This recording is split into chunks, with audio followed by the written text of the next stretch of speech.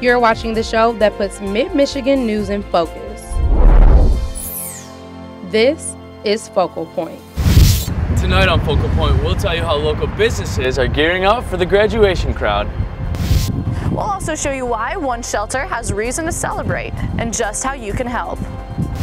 This is Cody Hallaker, our participant in Monday's now infamous Boston Marathon. I'll have his story from the scene coming up on tonight's episode of Focal Point. Focal Point starts now. Hi, I'm Courtney Moore. And I'm Jack Crawley. Welcome to Focal Point. In an overnight shootout Thursday, one of the suspects in the Boston Marathon bombings was killed. The other, 19-year-old Dzhokhar Tsarnaev, is still at large. Early Friday morning, the city of Boston was on lockdown and police were on a manhunt in Watertown to look for the second suspect. The suspects, also brothers, are believed to have been responsible for Monday's bombing near the finish line at the Boston Marathon. The explosion killed 3 people and injured more than 170. And back home in mid-Michigan, many area runners participated in the Boston Marathon. I sat down with one of them, MSU graduate student Cody Hallaker, to hear his story.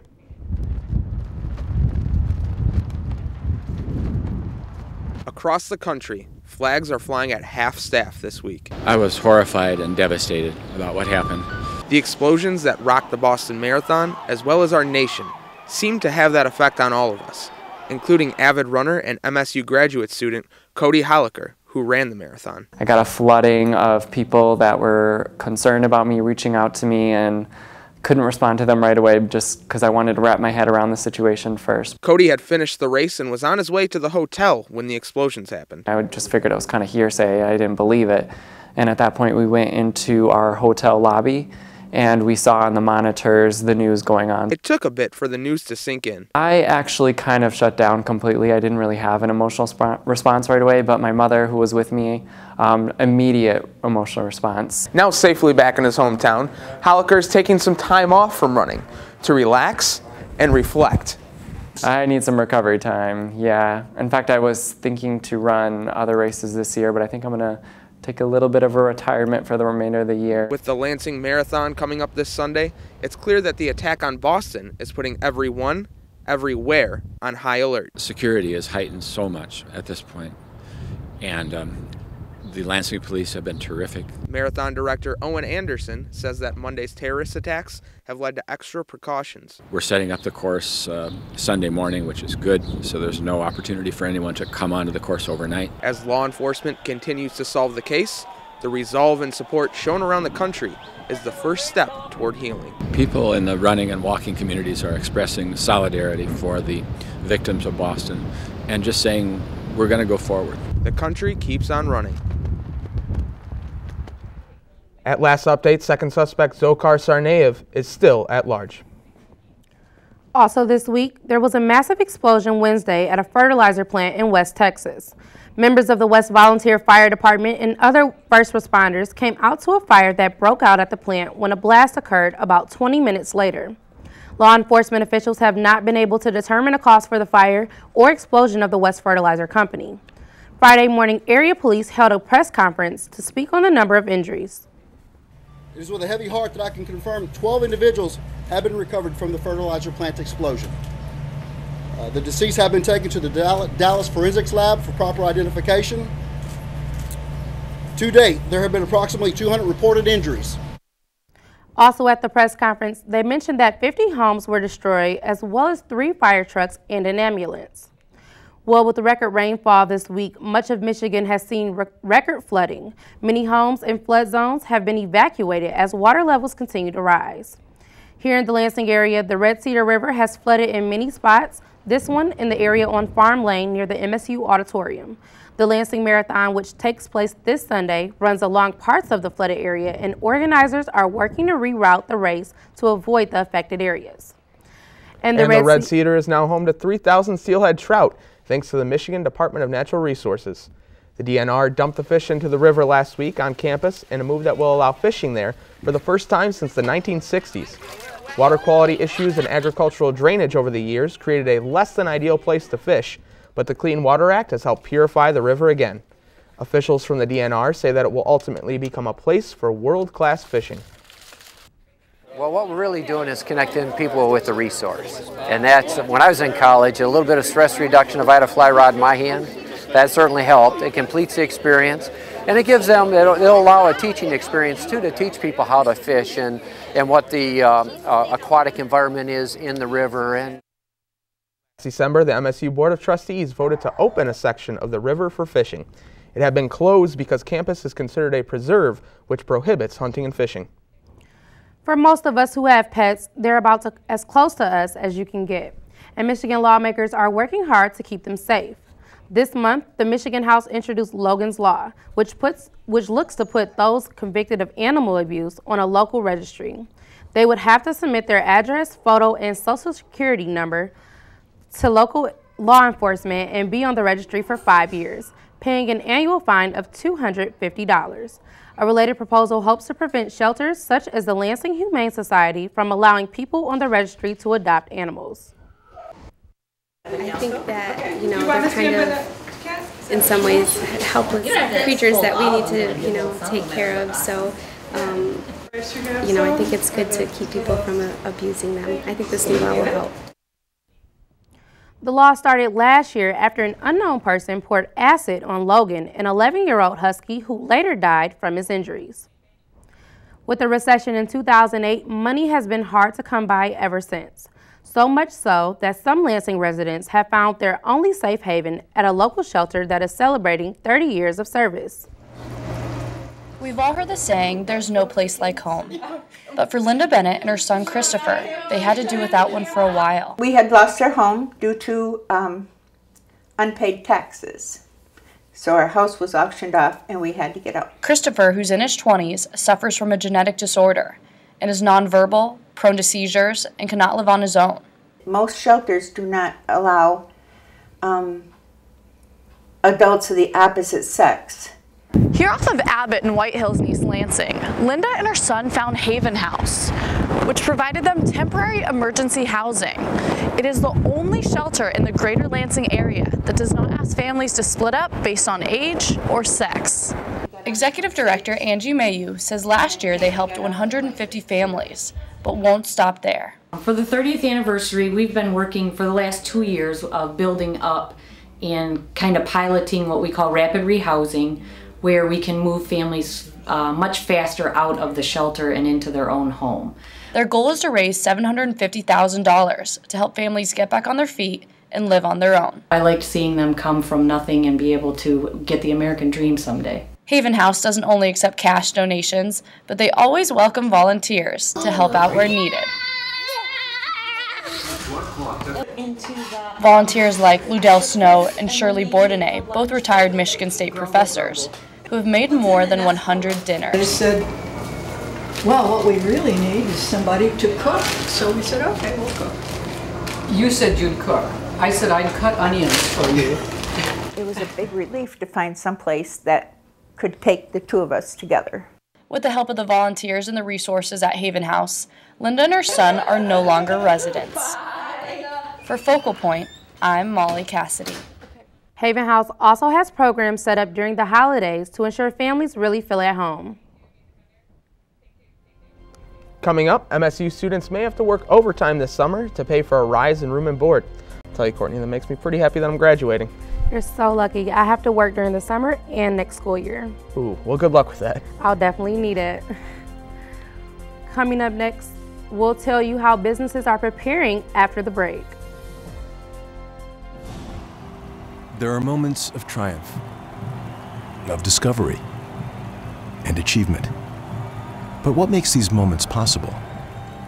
It's the early mornings, the late nights. It's having the will to persevere. So let's take a moment to celebrate. But more importantly, let's salute the will it takes to get there. Spartan's will.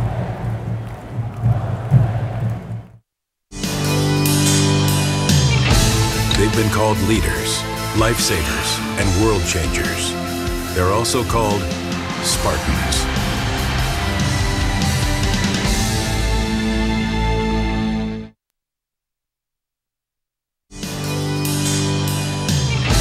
They've been called leaders, lifesavers, and world changers.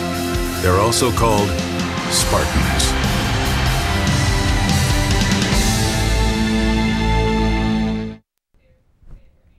Since 1972, Capital Area Transport Authority, or CATA, has been offering public transportation to the greater East Lansing area and is now receiving a facelift. A recent open house was held for East Lansing residents to ask questions and comment on the proposed multimodal station in East Lansing. Currently known as the East Lansing Amtrak Station, CATA is looking to make a multi-million-dollar renovation to enlarge the facility and accommodate more CATA and inner-city buses. The proposal is set to be voted on sometime in 2014. MSU students in the fall will be paying more to live in residence halls and eat in the cafeterias on campus. And we'll tell you how local businesses prepare for graduation week. Focal Point's Elliot Grandia is here with this week's on-campus report. Elliot? Thanks, guys. Students will see some financial changes on their MSU bill for the 2013-2014 school year at MSU. Board members have decided to increase room and board rates by 3.9%. Focal Point's Courtney Moore has the latest. Obviously, it's kind of a downer because obviously you're paying more to come to school. My only downfall, or the only downfall I see, is that it might be a decision factor for a student to say, I might not come to Michigan State next year, a freshman, because it is an increase. Some students say the 3.9% increase to room and board is just another expense to a pricey education. But Residence Life Director Kathy Collins says they're working for the students. We're doing everything we can to save Spartans money. Collins says the department is self-sustaining. So we have to support ourselves. We get no monies from the university. We get no monies from the state, so no state appropriations. We set our rates based on $2 amounts. First being operating costs like employee wages and utilities, and the other part is to cover debt services for remodeling the Brody, Case, and Shaw dining halls. And 1.8% of the 3.9% is to cover our debt cost. Ashley Walls is an intercultural aide in Holmes Hall, and her room and board is covered by the Office of Cultural and Academic Transitions.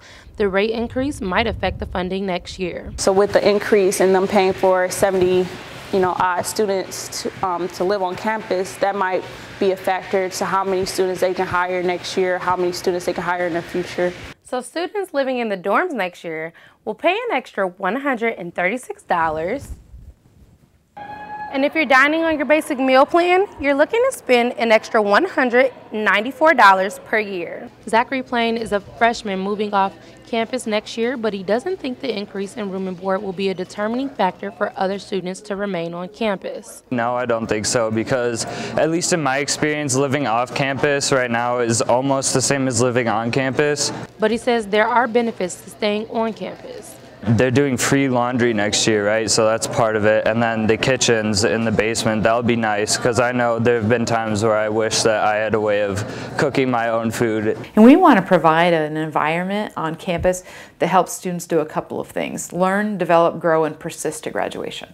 To be paying for it, it's like, I don't really agree with it. I don't use it enough for me to feel like, okay, I'm having this increase on my room and board to pay for something like this, but I understand it. I hope students trust us, and we're going to continue to work with the students to provide the best services that we can. Collins says students will see improvements with this increase, including renovations to Butterfield, Landon, Acres, and Hubbard Halls. The 3.9% rate increase is the lowest rate increase we've asked for in the last 13 years. For Focal Point, I'm Courtney Moore. MSU is ranked 9th lowest in the Big Ten for the lowest room and board rates. Come every May, East Lansing gets a little busier.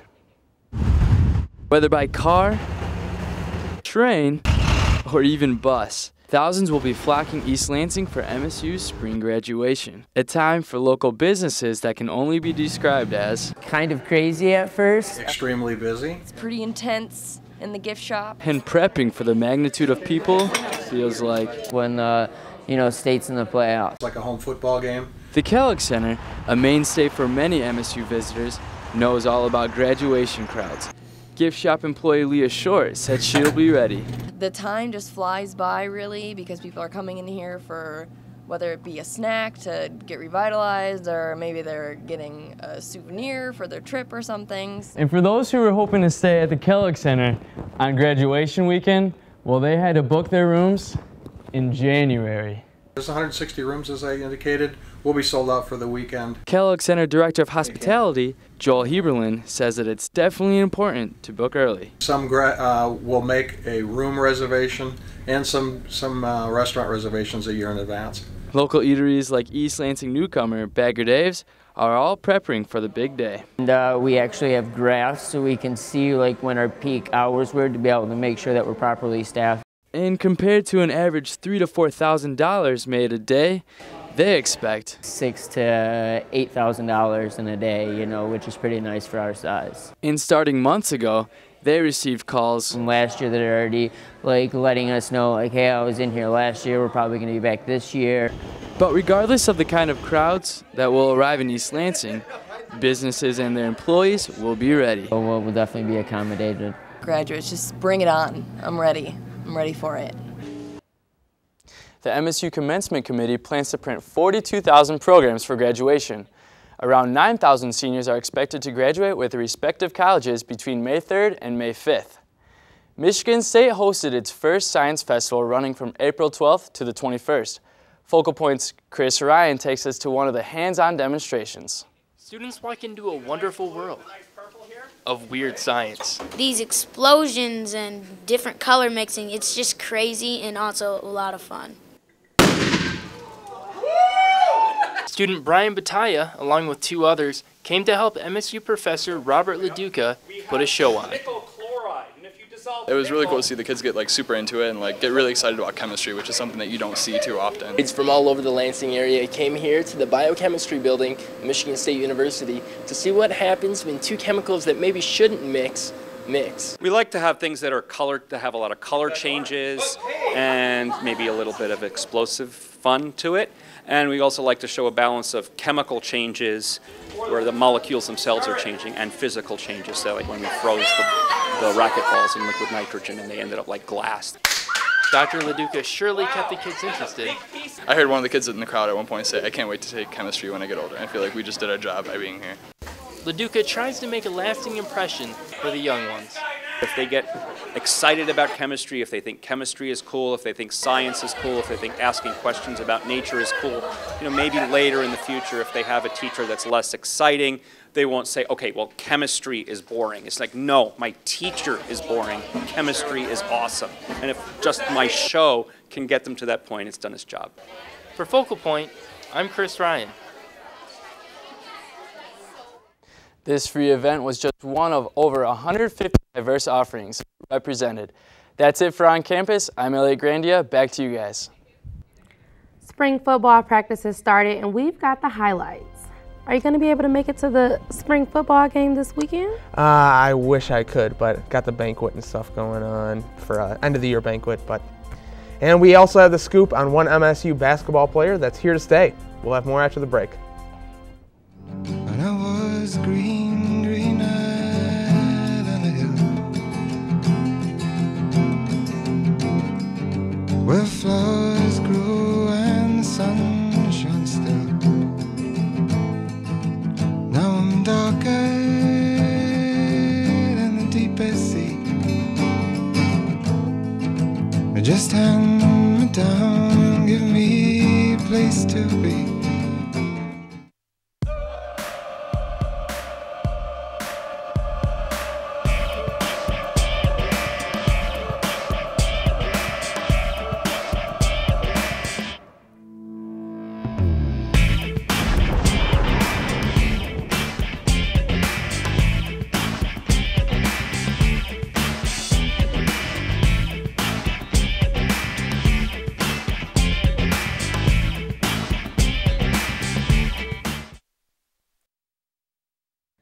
Welcome back. I'm Chris Ryan with This Week's Sports. The weather outside was nice enough for some spring football practice to be held outside this week. MSU football concluded its 15th spring practices this week. Players and coaches worked together one last time before the green and white game this Saturday. 100 fans even had a chance to buy press box seats benefiting the George Webster Scholarship Fund. Players and coaches are excited to get back on the field in a match against themselves. Well, you know, there's all kinds of different situations we continue to work on daily, you know, that we just sort of check off. So there's a couple different things that we'll do today that we haven't done all spring, and I think that's the, you know, that's the beauty of spring practice. You have an opportunity to work on different aspects of the football. You can catch the annual spring football game tomorrow at Spartan Stadium at 2:35 p.m. Admission is free and gates open at 1 p.m. Michigan State standout freshman guard Gary Harris has announced his decision to stay and return for his sophomore season. This decision was made after a year in which the Indiana native brought a constant offensive threat as the team's second leading scorer and as the first Spartan to be voted team MVP during a freshman season. And Harris maintains that while a future in his NBA career is the ultimate goal, another year is a chance to gain experience and mature despite his current draft potential. Junior guard Keith Appling is garnering attention for one of his electric plays from the quarterfinals of this year's Big Ten tournament. Nominated for the 4th annual NCAA Dunk of the Year contest hosted by Hoops Manifesto, the junior guard's sensational dunk over Iowa forward Melsan Basabe in front of a packed crowd at the Breslin was enough to send Big Ten announcer Gus Johnson over the top. Voting for Dunk of the Year will be open until Sunday at midnight by accessing the Hoops Manifesto website. The Wharton Center played host to the 16th annual Spartan Academic Excellence Gala this past Thursday night with a special guest. More than 250 student athletes were honored for maintaining at least a 3.0 grade point average. Swimmer David Zoltowski not only maintains a 4.0 in electrical engineering, but dabbles in a little piano playing too. Throughout the night, various awards were given to some of the most accomplished student athletes and teams at Michigan State. ESPN's Chris Fowler of College Game Day highlighted the night as the keynote speaker. I don't get asked to do banquets honoring student athletes, the academic side of it. This is the first time I've ever been asked, and I think it's a great event. I don't know of other schools that even do this. There might be some, but I'm not aware of it. So when they said that, I thought that's pretty cool. Last week, the MSU School of Journalism held the first annual Spartan Sports Classic. Prominent alumni in the sports journalism field came back to East Lansing to meet with students and offer advice through speed networking. Focal Point's Daniel Hamburg takes you there.